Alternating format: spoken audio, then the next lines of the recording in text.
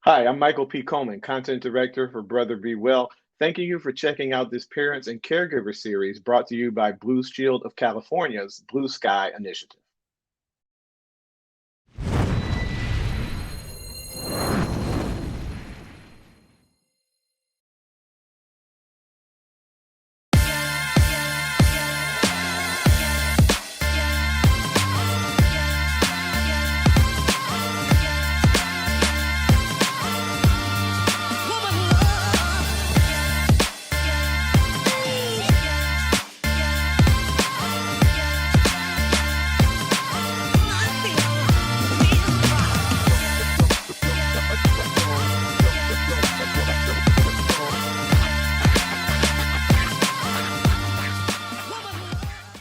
Hi, I'm Michael P. Coleman, Content Director for Brother Be Well.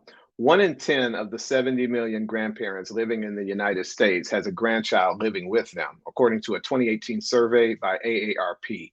The US Census says 23% of African American grandmothers are caring for at least one grandchild, and 6.1 million children live with a grandparent. Many children suffer from a variety of mental health disorders, and when they live in a healthy environment, those sometimes show up. But some children who have been removed from their homes come to foster care, other relatives, and sometimes grandparents after having experienced severe emotional trauma. It's important for grandparents and other caregivers to be aware of and alert to the behaviors that may signal a serious problem or disorder in babies, young children, and our teenagers and youth. Today, we're outlining strategies for grandparents who are caring for their grandchildren and offering tips for managing family emergencies. Trust me, you wouldn't want me to do that on my own. We've got a cadre of experts here at Brother Be Well to help us do that. And today's expert is Frank Peace Jr. He's a marriage and family therapist trainee with HearYou.org, one of our valued production partners. What's up, Frank? Good to have you here at Brother Be Well. Hey, how you doing, Mark? Michael, thank you for having me here. It's really good to be here. I was just saying before we got started, it's hard to believe we've done group sessions before, but this is the first one-on-one conversation. So I'm excited about it. Yeah, same here. Let's get at it, man. Let's get right at it. Can you walk the Brother Be Well family through just how a grandchild might wind up in a grandparent's care? I touched on some of that in the intro, but could you flesh that out for us a little bit? Yes, definitely. There's many factors that grandparents might wind up with caring for their grandchildren.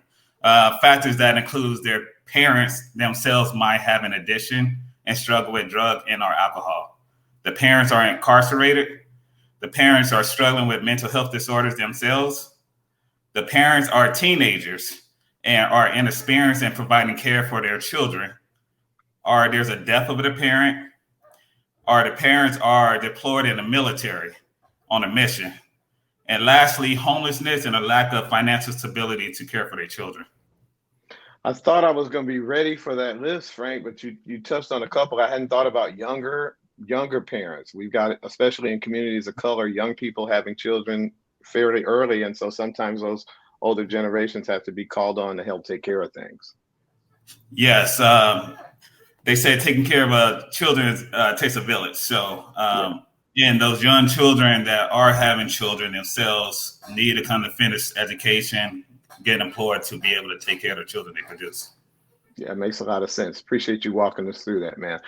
Let's take a look at a child being removed from the home. I would think that someone being removed from the only home that they've ever known and being placed with even the most loving of grandparents. This isn't about, criticizing or beating up on the grandparents, but even the most loving of grandparents, the removal from the first home and only home they've ever known to that grandparent's home, that could be very traumatic. If I'm right about that, could you affirm that? And then can you walk us through what some of the signs of trauma might be in children and adolescents so we know what to look out for? Yes, definitely. And you are right, Michael. Separation of children from parents can cause trauma. There are many signs. The removal themselves can cause children to feel helpless, rejected, abandoned, and guilty. Signs of trauma in children and adolescents themselves can present themselves and having difficulty sleeping, developing regressive behaviors. And that means the child or adolescent are behaving in a manner that are less than their age development. You might see eating disturbances where a child might eat too much or too little. You might see some separation anxiety, depression, and an increase in behavioral problems or a decrease in school performances. And that's a really good list too. And you touched on a few things there. So changes in eating habits, changes in overall habits, maybe. I was looking for a common theme there, but I guess a sign of trauma would be if your child isn't doing well in school where they used to, if they're not eating as well as they used to, if they're eating more than they used to, that might be a sign that the home they came from may have introduced some trauma. Yes, it is all about the child themselves trying to adjust to make themselves feel safe. Yeah, I got it. I got it. Appreciate you sharing that with us. I'm wondering, Frank, should grandparents talk to their children about trauma? I would think of the conversations that a parent or grandparent might want to have. That would be one of the more difficult ones to talk to them about. I'm assuming, based on what I've learned from people like you here at Brother Be Well, that it's a good thing to give children a platform to talk about trauma. If I'm right about that one, can you tell us how grandparents can go about doing that? Just how can a parent or caregiver go about talking to a child about trauma? Yes, again, you are correct about that. Grandparents should talk to their grandchildren about trauma. They're the next to the care providers or guardians, next to the parents. The first step is not really talking, but really showing that you're present, consistent, and provide the stability that the grandchild are not used to having. And then the next step is to provide an opportunity to allow the child to talk about what they experience, listening to them and being non-judgmental about what they hear and validate their feelings that they experience. And I would think, and I'm sorry, I've got so many, you got some great info there, Frank. So I got to unpack this. I would think that a natural tendency might be for the grandparent to feel a little defensive. If the child has been removed from their home, that's probably the home of one of those grandparents' children, and so they're talking about family issues. And we all know people of color communities. Sometimes we say we don't want to deal with stuff right in our own home, but you got to give kids a chance to talk about what they've been through. Correct? Definitely, children need to have that safe place to talk because if they don't talk, it will remain within itself, and then it's like an internal battle. And so, the ability to have them talk about it will make them feel more supportive, and it also increases their stability, and they can always come to their grandparents about other issues that may arise. Really good, really great point there too, Frank. I appreciate it. I'm wondering how we talked about at the top that a lot of children are being raised by their grandparents. How might being raised by a grandparent affect the child? And when I wrote that question, I was thinking about in a negative way, maybe negative or positive. How might being raised by a grandparent affect that child? Yeah, so when I got this question, I thought about the benefits automatically. Grandparents who step in and care for their grandchildren are amazing. Raising and being a provider for grandchildren is not easy. So the benefit for a grandparent to be there is that the grandparent has that love and is invested in that grandchild's safety, as opposed to going to foster care where the grandchildren don't know what they're walking into. But when they go to grandma's house or grandfather's house, they know, oh, I'm familiar with this environment and I feel okay compared to a foster care system. I think it's a beautiful thing that you took that question in a way that I wasn't even thinking when I thought about it. And that's some great information there. I'm not a grandparent yet, so I wasn't quite thinking about how that can be such a positive thing for children. And I love the way you put that. Really appreciate it, Frank. The needs of a child, especially a very small one, to anybody can seem really overwhelming. And if you've been thrust into that in an unexpected way, we're talking about removal with regard to trauma because of trauma. So something happens in that original home. Sometimes that transfer can happen pretty quickly. And so caring for a child that you're not used to caring for might seem a little overwhelming. I'm wondering from you, Frank, a marriage and family therapist trainee, what are some of the first things on which grandparents should focus if that happens to them? They find themselves suddenly caring for a grandchild full time. What are some of the first things they should be thinking about and focusing on? So one of the first things that the grandparents should focus on is child-proofing your home and make it safe for the child. Thinking about having a gate around a swimming pool. There's a swimming pool in the backyard. childproofing the cabinets if there's cleaning chemicals there in reach of the child, removing any sharp objects or lethal weapons that the child can get their hands on, having a first aid kit available in case there is an emergency. Also, having documents to that are necessary for the child. So the medical records, the dental records, where the child go to school. Is there a certain medication that the child needs to take, and what's the medication list, and how often do they need to take the meds?